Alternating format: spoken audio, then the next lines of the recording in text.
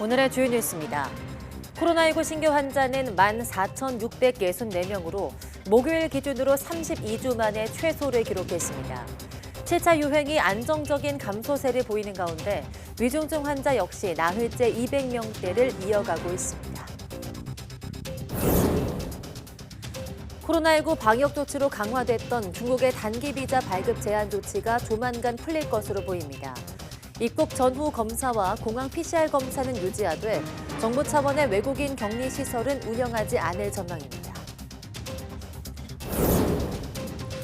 튀르키예와 시리아를 뒤흔든 강진으로 인한 사망자 수가 21세기 들어서 8번째로 많은 것으로 나타났습니다.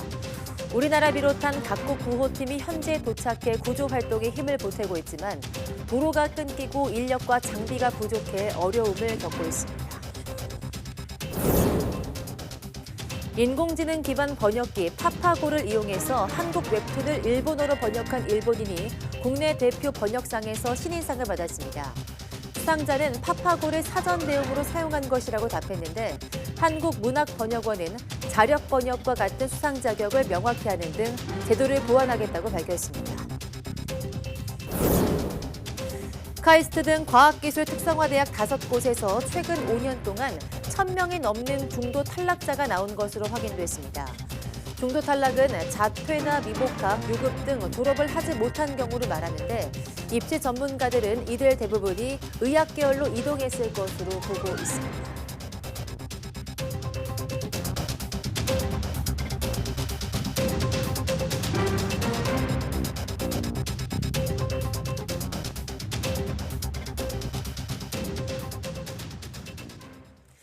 여러분 안녕하십니까? 2월 9일 사이언스 투데이 시작합니다.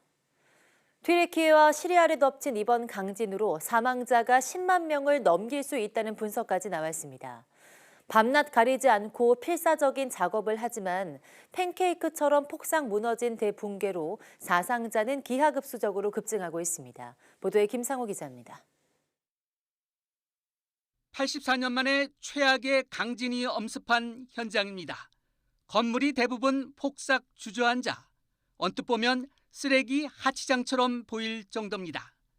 이른바 팬케이크 붕괴로 내진 설계가 되지 않은 상태에서 취약한 자재로 건축돼서 피해가 더 컸다는 지적입니다. 구조 중장비가 턱없이 부족한 가운데 붕괴 자체가 너무 심해 구조와 수색을 어디서부터 손을 대야 할지 막막한 상태입니다. 밤낮 가리지 않고 필사적인 작업을 하지만 사상자는 기하급수적으로 급증하고 있습니다. 생존율이 급격히 저하되는 72시간 시간과의 싸움, 이른바 골든타임은 의미가 없다는 지적이 나올 정도입니다. 결혼을 앞둔 예비신랑은 사망자를 임시 안치한 체육관에서 지진으로 숨진 예비신부를 발견하고 껴안고 망연자실합니다. 28 Nisan'da düğünümüz vardı. 2023 yılının 28 Nisan'ında düğünümüz vardı. Ama kısmet olmadı. 규모 7.8과 7.5의 연쇄 강진에다가 강력한 여진이 수없이 덮친 튀르키예와 시리아에서는 사망자가 속출해서 신원하기는 물론 처리 자체가 어려울 정도입니다. 그나마 장례라도 치르는 것은 다행이라고 여길 정도입니다. Mustafa Sönmez, Maraş merkezde enkazdan çıkarılarak getirildi. Kendi imkanlarımızla, akrabalarımızın yardımıyla kendisini enkazdan çıkarıp getirdik buraya. Üzgünüz.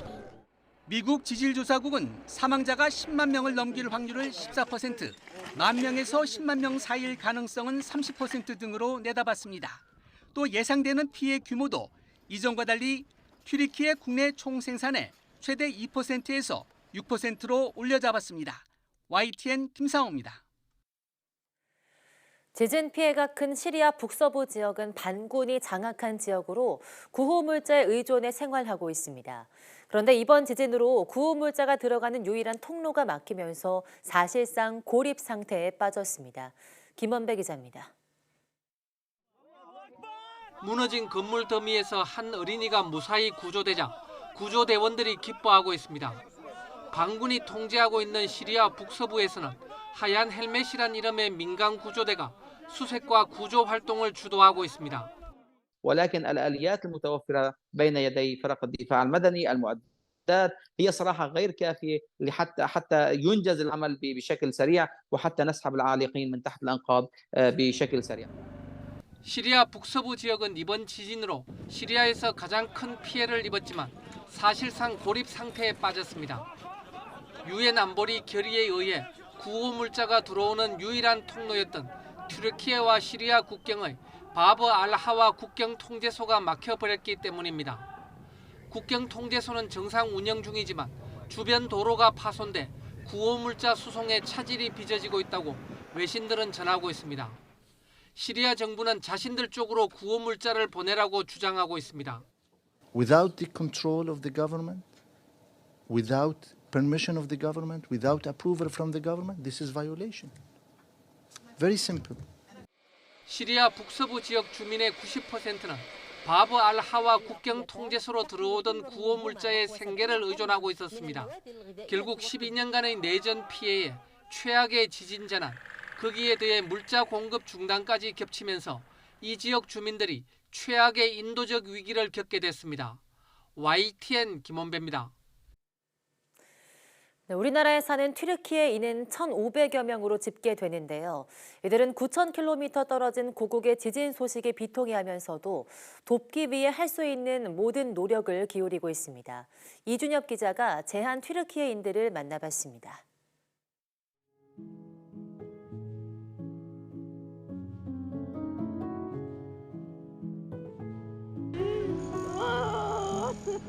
주한 튀르키예 대사관에 조기가 내걸렸습니다. 먼 한국에서 대지진이 덮친 조국을 걱정하는 튀르키예 사람들의 이야기를 직접 들어봤습니다.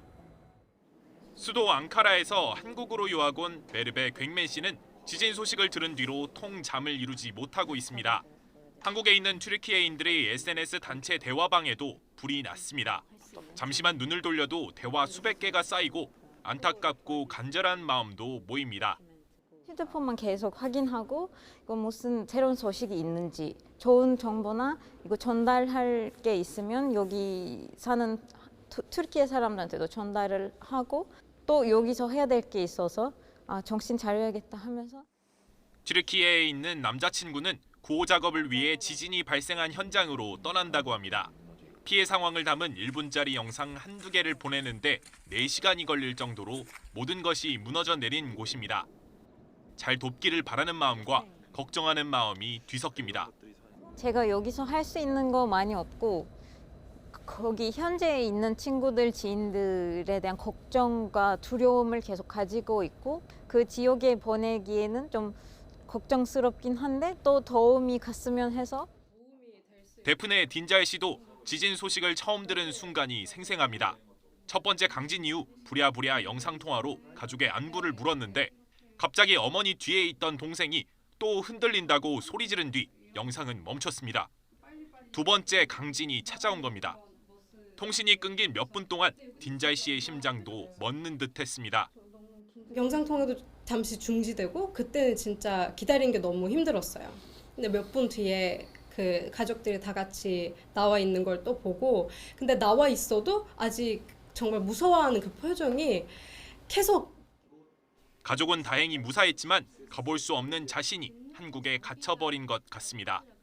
우린 지금 너무 힘든 상황이고 도움이 필요하다. 다 같이 도와줘야 된다. 영향력이 있는 팔로워 수가 많은 사람들한테 직접 DM도 많이 보냈어요. 이역만리에서 피해를 알리는 동시에 닥치는 대로 도움을 요청하는 튀르키예인들. 지금 가장 절실한 전문 구조대를 발빠르게 보낸 한국에 감사할 따름입니다. 이제 전문 그 구조대원들이 한 155명이 나가셨다고 들었는데 그런 지원이 만약에 대한민국을 통해서 나가게 된다면 형제의 국가로 또 알고 있기 때문에 튀르키예 입장에서는 훨씬 더 뜻깊을 것 같습니다. 하지만 산산조각이 난 인프라를 재건하기까지 앞으로 추위 속에서 버티려면 더 많은 게 필요합니다. Diğer bir şey de bu konuda çok profesyonel olan insanlar ve ekipler varsa Büyükelçiliğin de onayıyla bu ekipler Türkiye'ye Türk Hava Yolları tarafından çok hızlı bir şekilde iletilebilecek. 국민의 6분의 1이 지진 피해 영향권에 든 튀르키예. 주한 대사관은 구호 물품을 모아서 매일 고국으로 보내고 있습니다. YTN 이준엽입니다. 강진이 강타한 튀르키예에 우리 해외 긴급 구호대가 도착해 본격적인 구조 활동을 시작했습니다. 대원들은 지진 피해가 심한 하타이 지역에서 수색과 구조 활동을 이어갈 예정입니다. 신현준 기자입니다. 현지 시각으로 오전 7시쯤 튀르키예 남동부 가지안테프 국제공항에 도착한 공군 수송기에서 대한민국 해외 긴급구호대가 차례로 모습을 드러냅니다. 단일 파견으로 역대 최대 규모인 긴급구호대는 외교부 원도연 개발협력국장을 대상으로 국방부 49명, 소방청 62명, 한국국제협력단 6명으로 구성됐습니다. 이들은 지진 피해가 큰 하타이 지역에서 수색과 구조 활동을 이어나갈 계획입니다. 향후 세부 계획은 다른 나라 긴급구호대나 유엔 측과의 협의를 거쳐 결정될 것으로 보입니다. 외교부는 이와 별도로 튀르키예 측에 긴급 구호 물자를 전달했습니다. 현장은 지진 발생 만 이틀이 지나 인명구조 골든아워가 얼마 남지 않은 데다 기온이 영하 6도까지 떨어져 수색과 구조가 시급한 상황입니다. 현지 기온이 영하를 기록하고 있습니다. 신속한 구조가 이루어지지 않을 경우 동사가 걱정되는 상황입니다. 우리 긴급구호대는 튀르키예 요청에 따라 탐색구조팀 중심으로 꾸려졌는데 정부는 지진 피해 현장 상황에 맞춰 추가 지원이나 파견을 검토하고 있습니다. YTN 신현준입니다. 튀르키예와 시리아를 강타한 지진으로 인명피해가 기하급수적으로 늘고 있는 가운데 국제사회 원조의 손길이 계속 이어지고 있습니다. 전 세계 70여 개국 이상이 구조대를 파견하면서 모처럼 국제사회가 한마음으로 뭉쳤습니다. 김준호 기자가 보도합니다. 가장 큰 구조 인력을 보낸 곳은 역시 이웃 사촌인 유럽 국가들입니다. 유럽연합 EU 19개 회원국은 27개의 수색 구조팀과 의료팀을 지원했습니다. 구조대원만 1,100명이 넘고 구조견 70마리도 동원됐습니다. Die Region, in der wir uns dann gleich befinden werden, ist wirklich im Moment sehr, sehr stark vernachlässigt und es ist soweit den ersten Berichten wirklich überall nur Trümmer. 강대국 미국은 각각 79명으로 구성된 2개의 수색 구조팀을 급파했습니다. 일본은 75명 규모의 구조대를 튀르키예에 파견했고 중국은 구조팀을 포함해 74억 원 상당을 긴급 지원하기로 했습니다. 영국도 적극 지원에 나섰습니다. We are doing what we can to provide support. We're in touch with the authorities in both Syria and Turkey, and specifically we are in the process of sending 77 search and rescue experts to Turkey. 전쟁 중인 우크라이나와 러시아도 구호 활동에 적극 동참했습니다. 우크라이나는 양국에 필요한 지원을 하겠다며 구조대 수십 명을 보냈습니다. 러시아는 시리아에 배치된 군인들이 수색 및 구조 작업을 돕고 있다고 밝히고 필요한 지원을 하겠다는 입장입니다. 튀르키예와 앙숙 관계인 그리스도 모든 자원을 동원해 복구를 지원하겠다는 입장을 밝혔습니다. 엄청난 재앙을 겪고 있는 튀르키예와 시리아를 돕기 위해 모처럼 국제사회가 한마음으로 뭉쳤습니다. YTN 김진호입니다. 오늘 0시 기준 코로나19 신규 환자는 14,664명으로 집계됐습니다. 일주일 전보다 2천여 명, 2주 전보다 2만여 명 감소했습니다. 목요일 발표 기준으로는 지난해 6월 30일 이후 32주 만에 가장 적습니다. 신규 환자 가운데 국내 발생은 14,651명, 해외 유입은 13명입니다. 위중증 환자는 293명으로 나흘째 200명대를 나타냈습니다. 사망자는 34명으로 누적 사망자는 33,680명입니다. 정부가 지난달부터 중국발 입국자에 대한 코로나19 방역 조치를 강화한 가운데 조만간 중국에 대한 단기 비자 발급 제한 조치는 풀 것으로 보입니다.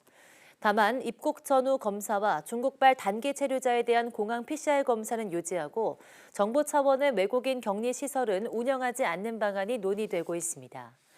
방역 당국은 이르면 내일 중대본 회의를 열고 중국인 단기 비자 발급 중단 조치를 해제하는 방안을 논의할 것으로 예상됩니다. 당국은 국내 유행 상황이 안정된 데다 중국발 단기 체류 입국자의 양성률도 1% 안팎일 정도로 낮다며 방역적인 측면에서는 단기 비자 발급을 재개해도 무리가 없는 상황이라고 평가했습니다.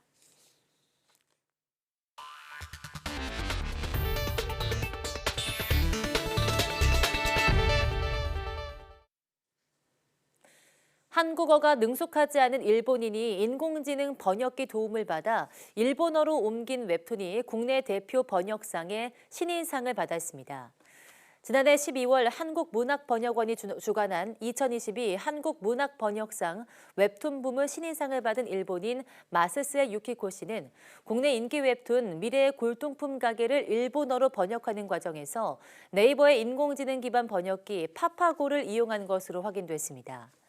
한국문학번역원은 인공지능 등 외부의 힘을 빌리지 않은 자력의 번역으로 수상 자격을 명확히 규정하는 방향으로 신인상 공모 제도를 개선하고 인공지능과 협업 범위에 대해서 정책적인 논의를 진행하기로 했습니다.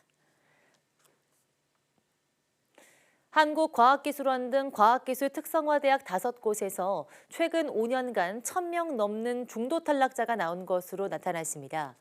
대부분 의학 계열로 이동한 것으로 보입니다.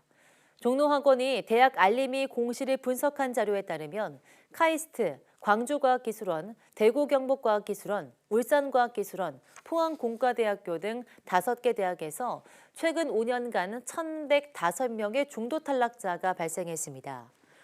중도 탈락은 자퇴, 미등록, 미복학, 유급 등으로 졸업을 하지 못한 경우를 의미합니다. 카이스트가 499명으로 5개 대학 중 중도 탈락자가 가장 많았고 유니스트 263명, 지스트 150명, 포스텍 99명, 디지스트 94명 순으로 집계됐습니다. 중소벤처기업부가 원자재 가격이 변하면 변동분을 납품 단가에 반영하는 납품대금 연동제를 전파하기 위한 대장정에 돌입했습니다. 하지만 대기업과 중견기업 대표 단체들은 일제히 반발하고 있습니다. 현장에서 이승윤 기자가 보도합니다. 우크라이나 전쟁으로 들썩인 원자재 가격으로 고통받던 기업들이 한자리에 모였습니다. 중소기업의 납품 대금에 변동분을 반영하는 납품 대금 연동제를 시범 운영해본 경험을 공유하며 이를 전파하는 로드쇼가 열린 겁니다. 중소벤처기업부는 오는 10월 4일로 예정된 법 시행을 알리고 동참을 유도하기 위해 이 같은 로드쇼를 개최하는 대장정에 돌입했습니다. 앞으로 전국 곳곳에서 30회 이상 개최할 예정입니다. 법이 시행되면 납품대금의 10% 이상을 차지하는 원재료가 있는 모든 수위탁 거래 때 납품대금 연동 관련 사항을 약정서에 의무적으로 기재해야 합니다. 이 자리엔 대기업을 대표해 삼성전자와 현대자동차, 포스코, LG전자, 현대두산인프라코어, KT, 대상 등 7개사가 참석했습니다. 하지만 대한상공회의소와 전국경제인연합회, 한국경영자총협회, 한국중견기업연합회, 한국무역협회 대표는 불참했습니다. 대기업과 중견기업이 중심이 된 이들 단체에선 납품대금 연동제 법제화에 반대하며 시범사업을 통한 자율 추진을 주장해왔습니다. 이영 장관은 해당 단체들의 비협조에 아쉬움을 드러냈습니다. 굉장히 유감입니다. 오해가 있으시면 풀고 이해가 부족한 부분이 있으면 널리 설명드려서 반드시 함께 갈 수 있도록 하겠습니다. 중기부는 1조 규모의 금리 감면 대출 등 참여 기업에 다양한 인센티브를 제공해 6,000개사의 동참을 이끌어낸다는 계획입니다. 어렵사리 출범한 납품대금 연동제가 대기업, 중견기업, 중소기업 간 의견차를 좁히고 상생안을 도출할 수 있을지 주목됩니다. YTN 이승윤입니다. 지난주 급락했던 환율이 미국 고용 호조에 다시 급등했습니다. 당분간 이런 롤러코스터 흐름이 이어질 수 있지만 지난해 같은 킹달러까지는 안 갈 거란 전망이 지배적입니다. 김지선 기자입니다.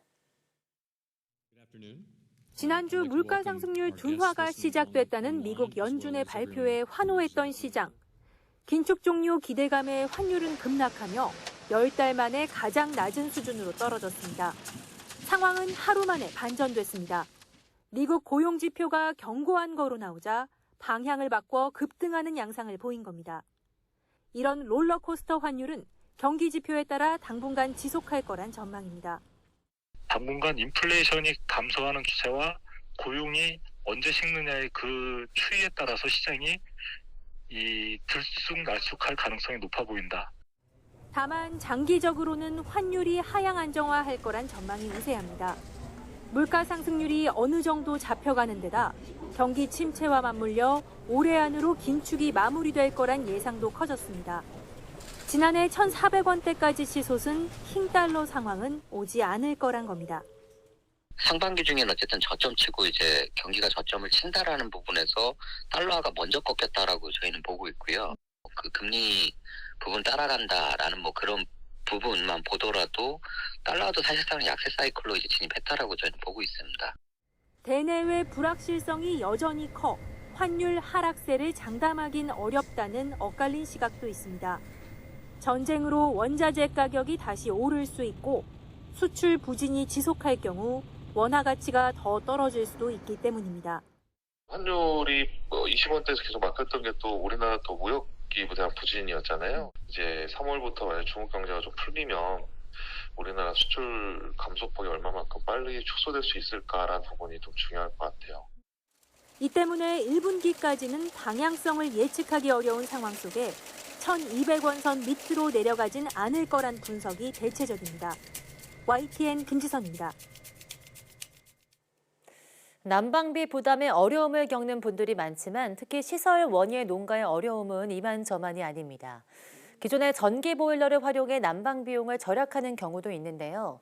온실의 시설을 잘 점검하는 것도 에너지 절약에 중요하다고 합니다. 김학무 기자입니다. 기름 보일러로 난방을 해서 쌈배추나 시금치 등 신선 채소를 재배하는 농가입니다. 최근 기름값이 오르면서 난방비가 평소보다 2배나 늘었는데 설상가상으로 한파 때 일부 작물이 죽어 손해가 막심합니다. 등유값이 700원, 800원 정도 하던 게 1,200원, 1,300원까지 올라서 일단 생산비 자체가 올라서 농가는 어려움이 있고요. 농산물은 또 제자리 가격 아니면 떨어지기만 하니까. 이 딸기 농장 역시 난방이 필수지만 어렵지 않게 항상 비닐하우스 내부 온도를 영상 24도 안팎으로 유지합니다. 비결은 물을 데울 때 쓰는 보일러용 히터봉. 기존에 있던 물탱크에 저렴하게 산 히터봉을 설치해 물을 데워 난방에 이용하는 겁니다. 기름 보일러를 사용했을 때보다 난방비 부담이 크게 줄어 내년에는 히터봉을 추가로 설치할 예정입니다. 1,000리터 정도 절감될 수 있다고 보면 저희들 그 한 달 전기료가 한 3, 40만 원 들어갔을 때 한 80에서 100만 원 정도는 아마 세이브 될 것 같습니다. 난방 설비를 새로 설치하는 것보다 더 중요한 것은 시설의 점검과 보수입니다. 열 화상 카메라로 보면 비닐하우스에서 열이 새나가는 곳을 찾을 수 있습니다. 난방비 상승으로 농가의 부담이 커졌는데요. 이럴 때는 다격보온 커튼이나 피복 비닐에 틈새를 찾아서 보수하고 단열과 보온력을 올려주는 것만으로도 난방비 부담을 줄 수 있습니다. 난방비를 줄이기 위해 전기 난방을 하는 농가도 늘고 있는데 화재 위험이 큰 만큼 철저한 대비가 필요합니다. YTN 김학무입니다.